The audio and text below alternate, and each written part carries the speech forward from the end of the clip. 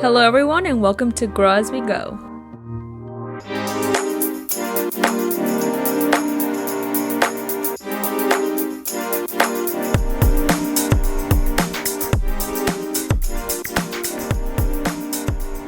Hey everyone, it's Ashley.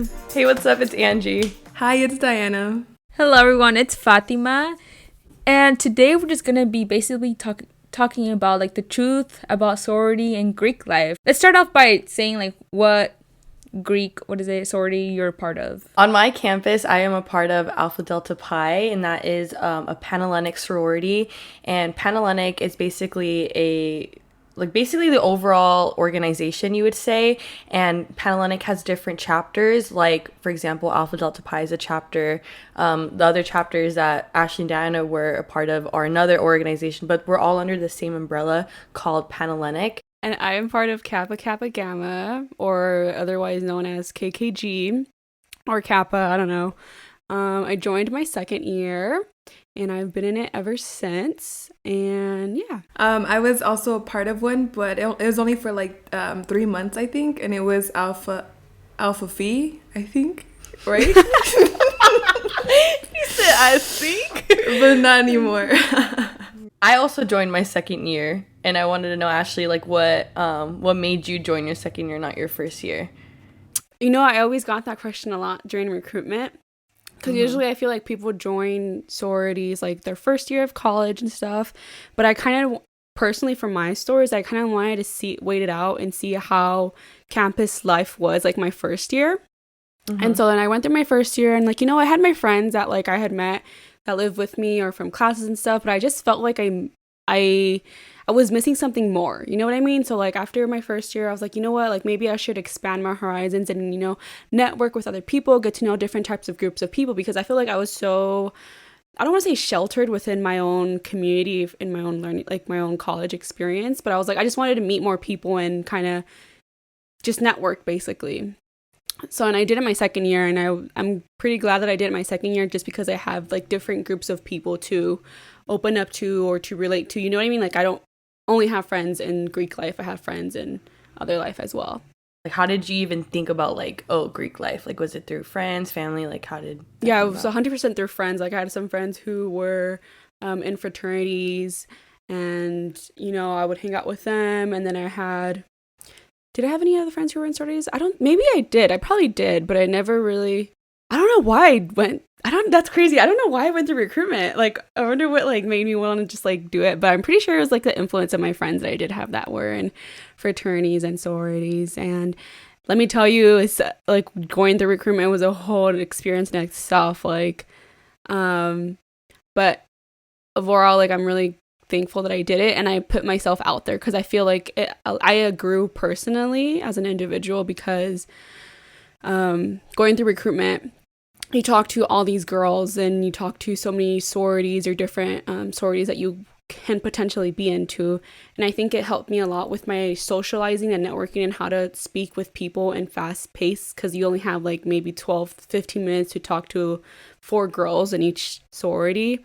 So I got to know myself a lot, because during recruitment, they ask you questions oh, what are your values? What are you passionate about? And you know what? I had to do a lot of self-reflection. So what do I actually value in life? What am I passionate? What are my goals? Because those are the type of questions that they asked in order for when they were doing recruitment. So it was a lot of reflection, and I was thankful, because I never really had done that so far, at least in college, I mean, I went through it my second year too, and I didn't go through recruitment during my first year, just because Fullerton, at least for me, it was already a big culture shock, and I was such in my own little I got so shy my freshman year of college for no reason, and I was just really intimidated by Greek life at my campus, because I went from a community that was predominantly Latinos and hardly any white people to Fullerton, and that's kind of I wouldn't we weren't in the majority anymore, and so I felt really out of, especially Greek life at my school is it's predominantly white, so I just felt I didn't necessarily belong in Greek life. I would just look at the girls and just be dude, they're not I'm this brown girl, like I don't fit. Like it was like to me, at least from the outside looking in, it looked like that stereotypical like blonde girl, skinny, tall, pretty, whatever, you know. So I just I didn't feel like I fit in. So I wanted to scope it out my first year and just kind of like just observe and see how like different people acted, and like just kind of see what kind of groups of people went where. So that way I'm like, okay, if this is something I actually want to do. And then I had my older sister and my older brother were both in Greek life, so they encouraged me to do it, but they never like pressed it upon me. That they were never like, gotta like go Greek, blah blah blah blah. They're just like, this is a cool way to like make connections and like use these organizations to mobilize you to go where you want to go. Like, don't just use it just for like social aspects. Yeah, it's cool, you get to make friends, but it also has connections elsewhere. But I mean, also it doesn't necessarily need to be for you either. So like if you want to, give it a shot. And I was like, okay. And then so my second year, same thing. I wanted to expand my friend groups, and I wanted to I had witnessed my sister and her Greek life experience, and I always thought she looked like she had a lot of fun. And I was like in middle school. I was like in middle school or like high school when she was going through. No, I was like in middle school, or I don't even know. I was pretty young, so I was able to see like how it was, and I was like, you know what, like it looked like fun to her, so maybe it could be fun for me. I was like, I'm just gonna give it a shot, even though I don't feel like I belong, but we'll see how it goes. Right. It's funny because you guys are the ones that actually influenced me, because I never was interested in sorority life, and I just thought that that wasn't for me, because I didn't really identify myself with that kind of crowd. I don't know, but you guys were in it, and so was our friend Kari, and she's a part of a group, and so you guys would always say how it's fun and how I should try, and you guys also pushed me to do it, and so I did. I went through the whole process, and I found the sorority that fit best, and yeah, I don't know if should I speak on why I left. I mean, yeah, it's your experience. Yeah, so it was, the girls were nice, and I can't complain about that aspect of it, but the reason why I left was because the price was too high that I had to pay. The fee was like $500 a month, and already tuition was very expensive, and I don't get financial aid, so it was kind of like, and it was like I didn't see the pros like going like of being there. I didn't see it being worth it. And like I made connections, yes, but it was just kind of like surface level, and I didn't like I think that I tried to fit in because it's like it sounds like a good opportunity, but like deep down it wasn't, like I didn't feel that connection. I didn't feel that fulfilled. Yeah, exactly. But yeah, I always hear when I think of sorority life, I always think just parties, honestly, like Oh my god, I was actually gonna get to that point. Like I've always thought it was like a club, and you just like have fun and go to parties. Like that was me in high school. That's what I thought, because I would see it in movies. Like all in movies, all sororities had big parties. But then like later on in college, I found out that each sorority has like some sort of charity or something like that. They focus on some sort of charity, and I was curious to know, like, I still don't know what kind of charity you guys are part of. Yeah, so I don't know what you guys are. So mine's is we focus on reading is fundamental, which we helped empower like child literacy, and then we also host. We're very hands-on with our philanthropy, and we also donate and read books to the number one or the only school I think in the United States that is for homeless children, and then we also host like a girls' academy, which is like an empowering weekend trip where we have like a magnet school, and it's like a middle school, and a whole bunch of girls are invited that go to the high school, to that middle school, and we just do a whole bunch of like workshops to just empower these girls who are from low socioeconomic status, and it's just good to empower them and help them and see what they can do. And then we also partner with the Boys and Girls Club of San Diego, and we host this carnival for the Boys and Girls Club to come and hang out with them, and we just kind of provide like a night for them of activities, and we have like bungee jumping, and we have like animal farms come. So it's just a lot of we work a lot with the students in our community, where they're middle school, elementary school, so it's a lot of hands-on. And I think that's one of the fun and most, I guess you can say, like, rewarding parts of it. And it is, again, like, at least for my chapter, I don't think it was as big as like other chapters like on different campuses, and I really wish it was, because ours was the Ronald McDonald House and charities, and I feel like that has a lot of potential. And we have the Ronald McDonald House in Orange County that we would go and volunteer, I think like once or twice a semester, and like only a couple sisters can go, so it wasn't even like a lot of sisters can go.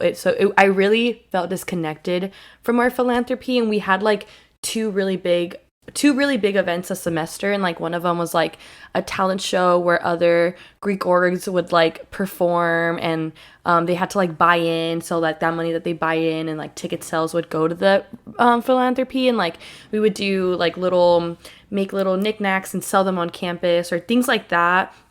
But it wasn't, we never had like no really big event like a marathon or a carnival or like, so I felt like we never really did as much as we could have for philanthropy. And I think that's probably one of the most rewarding parts about being in a sorority is the philanthropy, because it kind of like humbles you, because you can get in your zone, or like get too like caught up in all the the partying and the social life in Greek life. So that, I feel like for me, it kind of grounded me, like, okay, no, this is also why I'm a part of this org. Like, it's bigger than just like fucking going out on a Thursday night, you know what I mean? And and like talking about that, like why do you guys think that like the party life is like more, looks like it's more like that's what you see when you see sorority life, and it's not really the philanthropy, it's not really the work that's being done, like how Fatih says she didn't even know that sororities do this, right? So why do you think that it's like the parties, the social life is more up, like more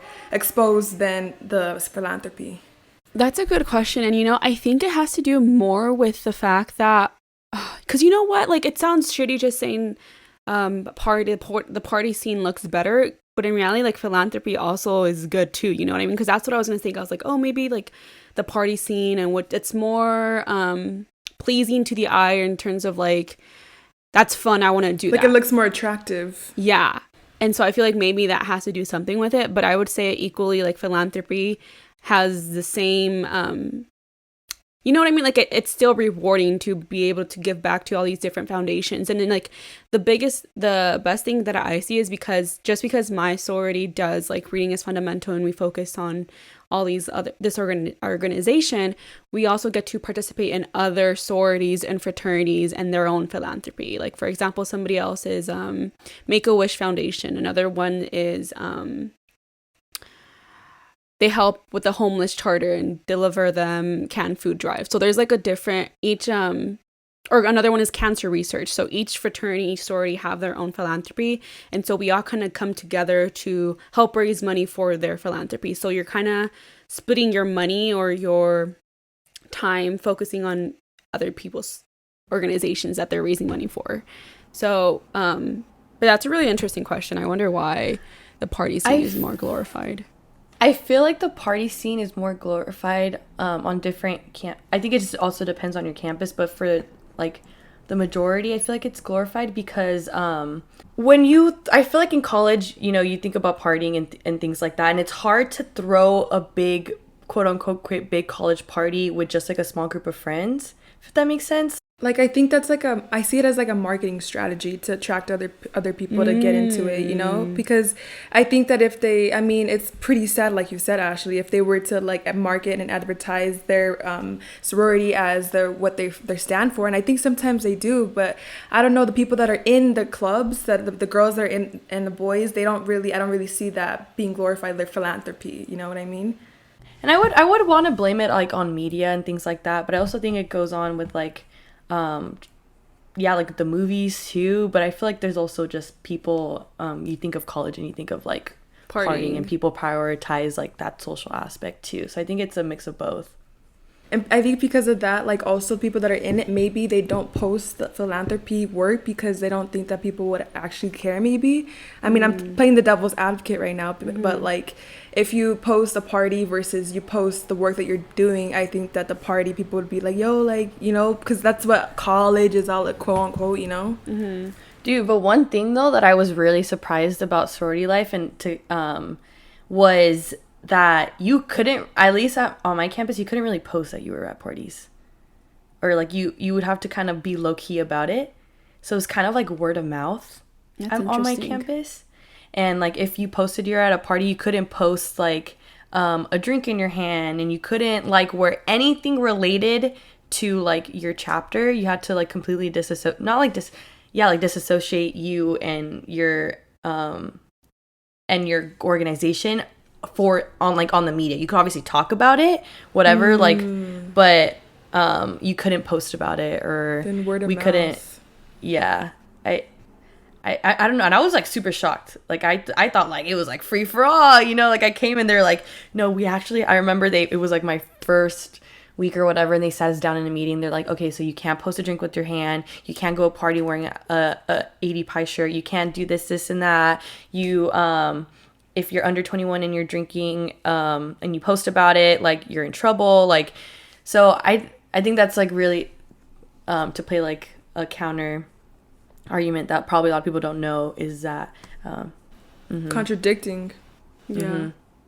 I think personally, because I wouldn't even post that regardless if it was a normal thing. Like personally for me and how I feel about, I'm not gonna post me blacked out. Like what? I would never post that on social media unless it's like a Finsta, obviously. Like that's my personal friends. But like for like my whole like I wouldn't normally post that. And I think the main thing I think is just because they don't want to be probably like underage drinking. They don't want to show that it actually does happen, but that they let it happen. Like I understand why that's like a rule not to post it, but it's just it's interesting to like people's perception of sorority is usually with that type of social life, And I also think it is too because of one thing that I got asked when we went to at our high school, we usually do like the little Avid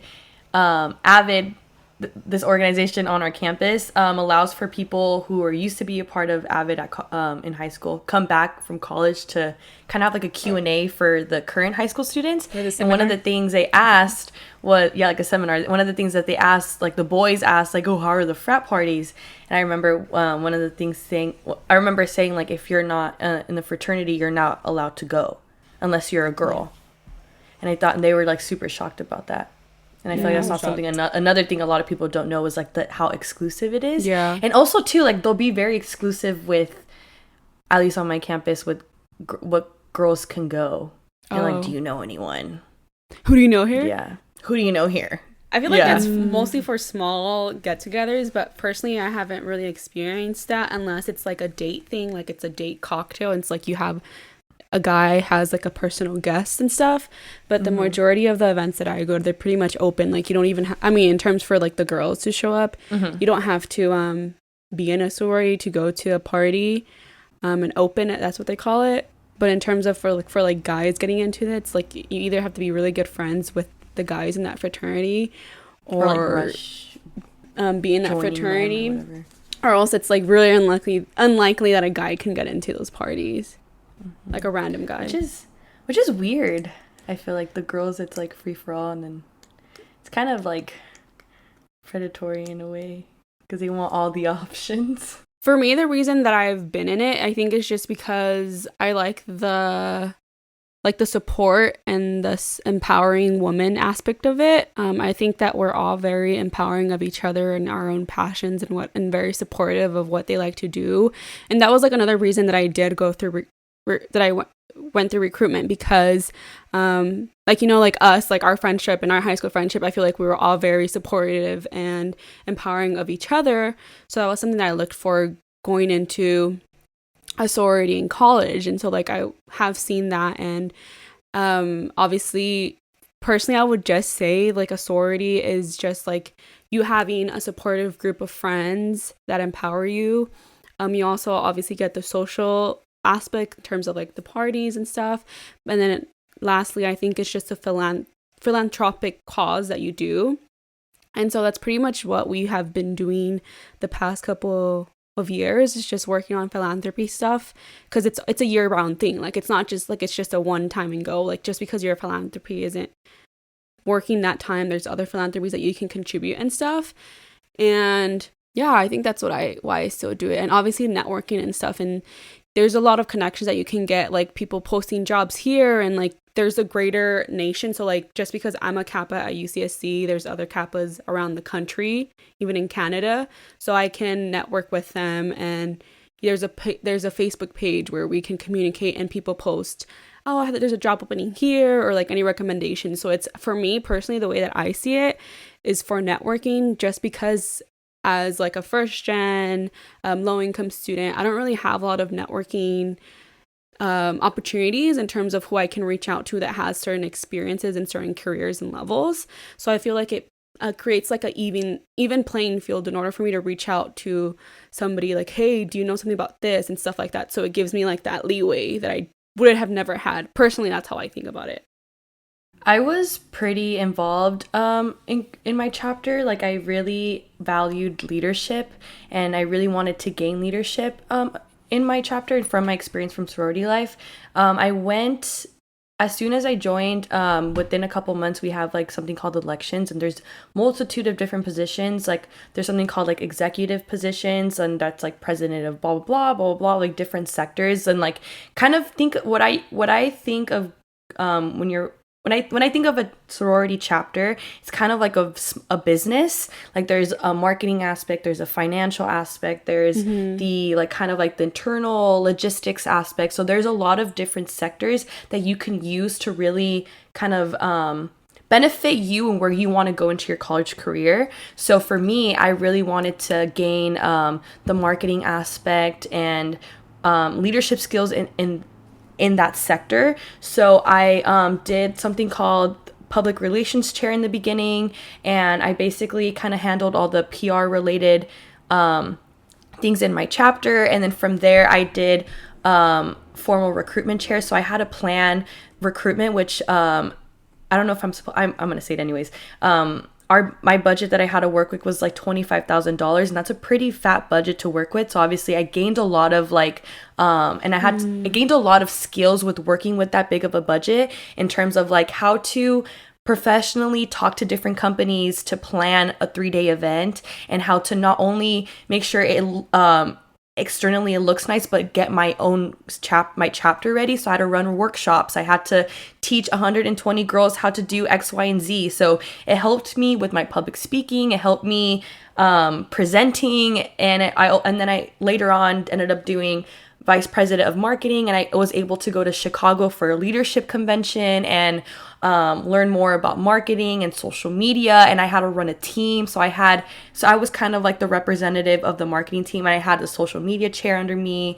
I had the public relations chair under me, I had other marketing positions that I was kind of like their team leader. So I had to hold monthly meetings, go to weekly meetings, and meet with the other vice presidents. So for me, and honestly, that was the most rewarding part of sorority that I feel has taught me so much. And because of that, I'm able to get a job, or I'm able to look for internships, and that has helped me get the internships that I have gotten in the past throughout my college career, and even has helped me. I got the job that I had on campus because of my VP marketing experience, and because of my experience in my sorority, and that I probably couldn't have gotten. That I wasn't getting. No, I could have got, scratch that. But because of that, I was able to get that. So I guess what I'm trying to say is you can get a very professional building, like a professional building aspect of sorority, if that's what you're seeking, and if you put in the time to seek that and really invest into that. Because obviously there's some people who just don't do that at all, and just kind of use it for social reasons, or they do other things as well. You don't even need to do all this X, Y, and Z. You could like do little committees or whatever throughout the year. It sounds like you got a lot of experience from your sorority. I would have not expected if you told me you were in a sorority. And I feel like that's the misconception of it, I guess. Which I understand why, like, that's a misconception, but yeah. It sounds like there's like a lot of things that go behind the scenes that nobody really knows, or that's not really on media, and nobody really talks about it maybe, but it's only the people 100%. That are involved that know what's going on. Like, I'm pretty sure Fatih and I didn't know, I'm pretty sure Fatih didn't know either. Yeah, like I used to spend hours, like it was like honestly having a job. Honestly, when I did an executive position, it was on every Sundays was dedicated to like a meeting, and then I had meeting on Mondays, and then throughout, like I would do at least, I would say 10 to 15 hours a week on that. And during recruitment, it was like having 25 hours a week. So it was, I didn't even get paid. Like I didn't pay. I had to pay to do that. Like, and so I guess like which is ass, you know, because you put in so much damn work. But I guess what I gained from that was the experience to put on my resume. And then now I have letters of rec, and has helped me get, I guess, jobs and internships that I've gotten. I thought getting into Greek life, like, it was going to be fine and dandy right as soon as you get in. But I was, like, hella weirded out from the beginning. It was just, like, super overwhelming. And it took me a while to also make friends still. And I feel like you would think that you would make friends right away. And like, was it because right away, people were, like, was it because people were, like, in their own little, like, cliques? I think that has to do with chapters, though. Because, like, for my chapter, it was super easy. Like, everybody's friends with everybody. And, like, our personalities blend really well. Like, we're like, if you see me, I feel like we're all like me. It sounds weird, but like we all have like the same value, because you know that's how we would do recruitment. Like, we're all very outgoing and loud and have passions and stuff. So maybe it has to do with different chapters and the dynamics that they have too. To spill some tea, was going through recruitment, that is such a nerve-wracking, at least on my campus, it's such a nerve-wracking experience, because now looking back, like, the questions that I was asked by other chapters on my campus were kind of fucking crazy. Like, I was asked, like, what my dad does for a living, and, like, where I lived. And I remember one of the chapters, they're like, what does your dad do? Like, I guess to figure out if I could afford it. Like, they would ask, like, what my parents did, where I was from. And I remember, and specifically from one chapter, they asked me, as soon as they asked me what my parents did and where I was from and where I lived, and I said Fontana, it's like complete disinterest. They didn't give a about me after that. That's so weird. And it was like, oh, okay. Like, yeah. I just think it's crazy how, like, although, like, Angie and I were both, like, in sororities, but, like, we have experienced different experiences, and I think it's crazy how, like, you may think that just because she experienced something, other people will experience the same thing. But I think that just goes to show that what really matters is the organization, which is like Panhellenic, which is in charge of all the sororities, or like oversees all the other sororities, how they allow recruitment to happen. Because personally, in my recruitment, that is not a question that recruiters should be asking the people who are trying to recruitment, because we kind of value our recruitment is way much different than that, and we recruit on like a equity mindset and values-based recruitment. That's why it's called values-based recruitment, because we don't care about what your parents do, or like, you know, obviously if you want to tell us where you're from, that's like, oh, like, you know, I feel like that's like, oh, cool, but we don't see it as like, oh, you're from there, like, you know what I mean? So I think it's just interesting to see how we've had different experiences, which goes to show, like, just because we experienced this, like what we're saying right now, doesn't mean that other people will have the same experiences. And I think that's really important to take note of. And I don't want to make Greek life sound like it's sunshines and rainbows either, because it's definitely a very, very, very, very flawed system. I think it's important to say that Greek life is based and runs off of like racist systems and white supremacy, and it originated in the 1800s, so it's no secret that some of the ideals are still rooted into that, and it still shows through Greek life all over the country. So it's a very, very, very, very flawed system, and yeah, just wanted to put that out there. Okay, that was one thing that I was kind of concerned, because you know how you see like all those like big sororities and stuff and like those videos, and that's usually like in the South. And so then I was scared, because I was like, oh, if that's how it's going to be there, like, I don't want it to be like that here. But like, personally, my campus is so much more different. Like, we're literally nothing near like the typical sororities that you see. And like, I think my chapter, I think we're very diverse, and we're not just all looks one certain way.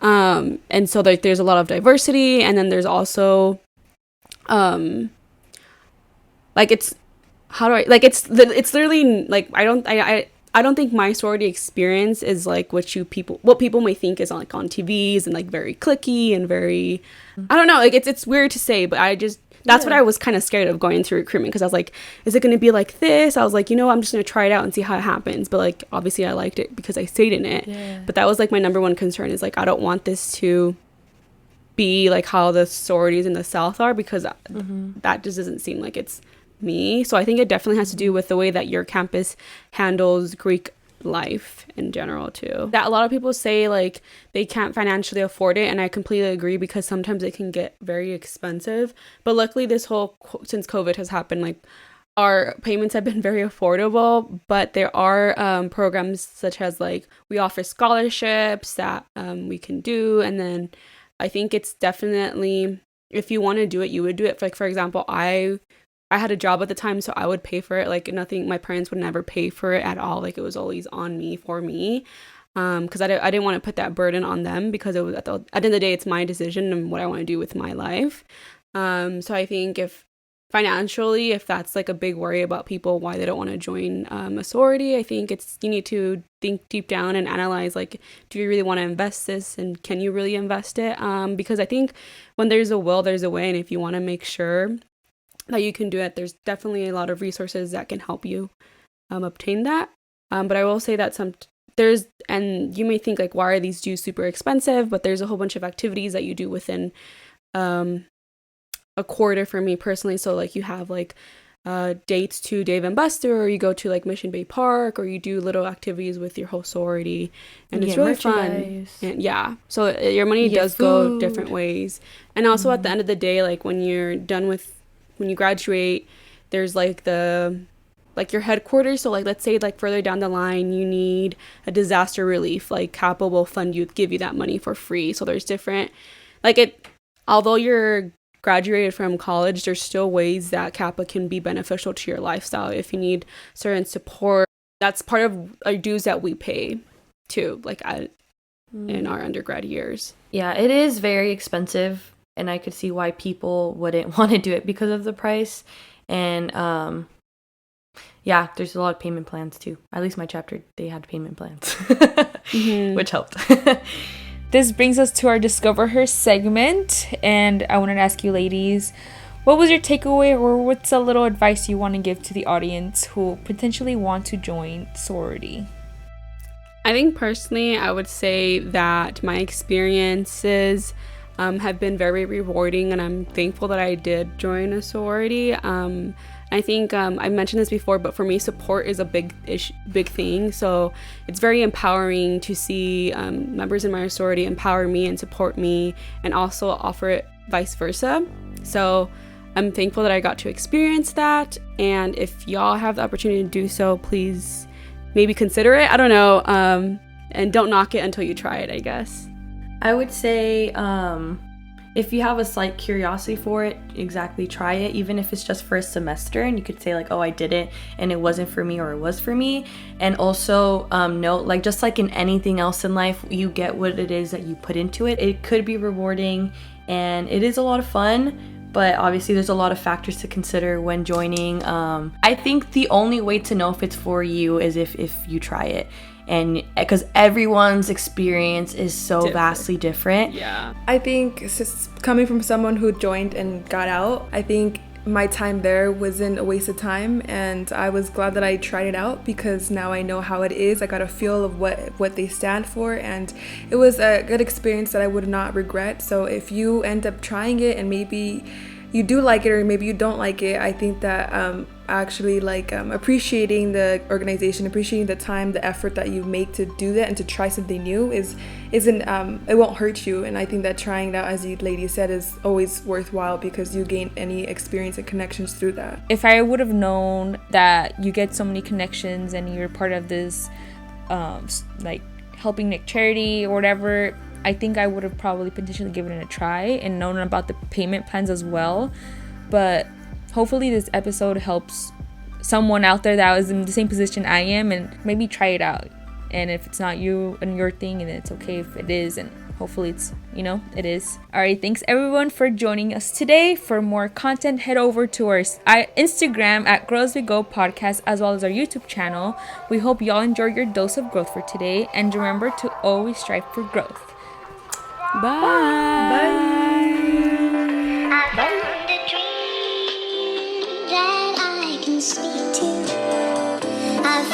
it true.